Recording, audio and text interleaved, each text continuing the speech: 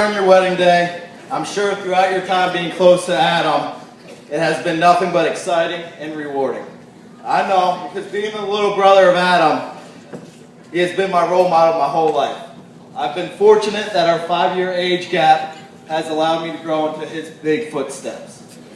Anything Adam did, I wanted to do. If he played football, I wasn't going to play soccer. I had to go play football. So I played football. And if he wore 99 as a running back, which didn't make much sense, I would wear number 99. When he played high school lacrosse, he wore 17. I wore 17. And just so happened, as my dad said last night, he wore 13 at Towson. I wore 13 at Maryland. And every time I stepped on the field, you always played for someone, and it was always for Adam. So, the 5-year age gap's great. Growing up, filling in his footsteps, Adam was always there to support, motivate, and encourage me throughout the process, and challenge me. But the downside of the 5-year age gap was Adam could practice every WWF wrestling move. No, playing it on me. Now these so-called wrestling matches always occurred when my mom was out of the house. Being the competitive person he is, he made up his own grading scale on how bad he beat me up. Now, if he made me cry, that allowed me to go up to his baseball card collection, and I could pick out one baseball card. If he hurt me, that was a pretty big deal. I got to go up and pick out 3 baseball cards, but only one quality card. And then if he caused severe damage, which was mostly the case, I could go up into his closet and pick anything out I wanted. I still have the Jim Palmer Wheaties box in my closet.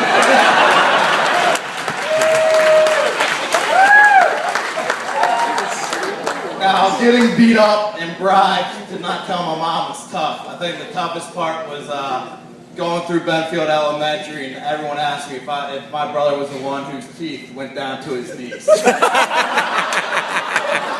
Believe me, it's true. I had a photo of it, but I had to misplace it throughout the week.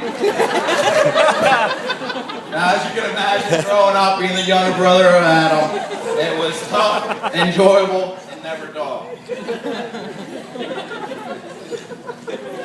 Now, as I mentioned, Adam is my role model, and you would think that he would be the more mature, wiser brother. We all know that's not the case. For those of you in this room who've never met Adam, I'll tell you how a Baxter greeting will go 99% of the time. It usually starts with him coming up, shaking your hand, asking you what gym you go to, and how much you squat. He will then proceed to challenge you to a push-up contest. Upon standing up from completing his push-up contest and realizing he's in a totally inappropriate setting, he'll get up and flash his big, goofy Baxter smile, which usually gets him off the hook. He will then show you a picture of Tyson. Now, Katie, I'm sure this is how Adam won you over, and I hope maybe he'll add a picture of you into the mix of Tyson. Now, those are the 4 steps of an Adam greeting, and I assume that's what led to you becoming the inaugural Patapsco Man of the Year. That was a great honor for the Baxter family, and Reggie was especially proud. Now, I heard Adam might have not been the true winner. I heard something about Myers, something about 7 states and how he should have won the Patapsco Man of the Year. So I went back and read the ballots, and in short, Adam did deserve to win the Patapsco Man of the Year. And he won because he's a goofy, quirky American meathead. Now, when you patch those 4 words together, you wonder how on earth he's sitting here next to beautiful Katie as his wife. Adam, you're truly a lucky man. I'm pretty sure my mom thought it was going to be Briggs for about 10 minutes.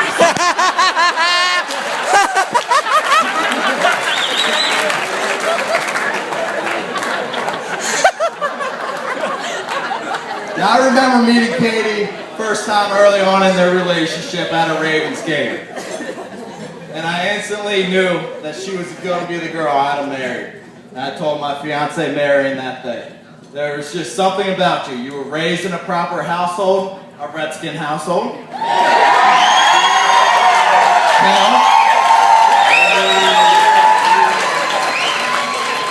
And your personality and your smile can match Adam's, which is awesome.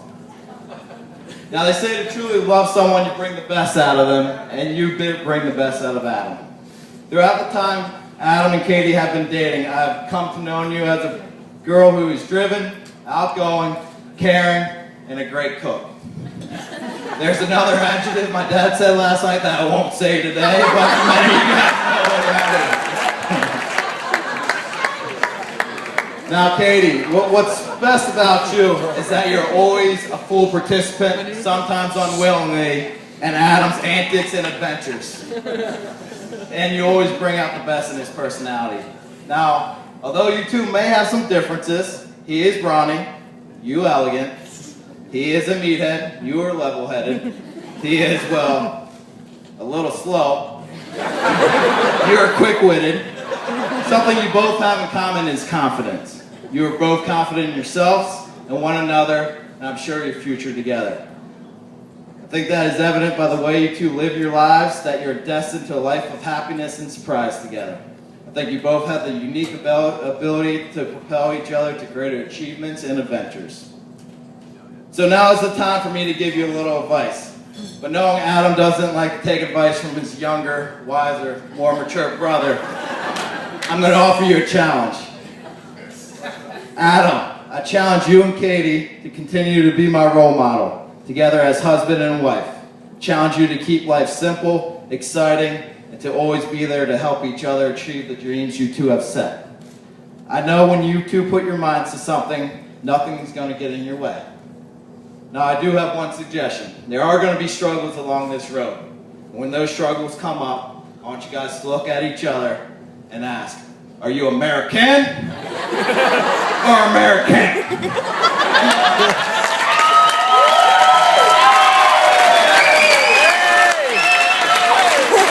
Now, we all know you guys are American through and through.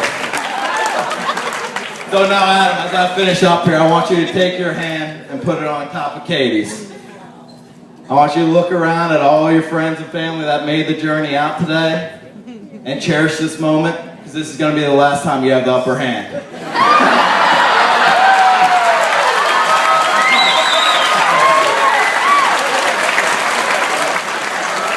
So, ladies and gentlemen, I ask you all to stand.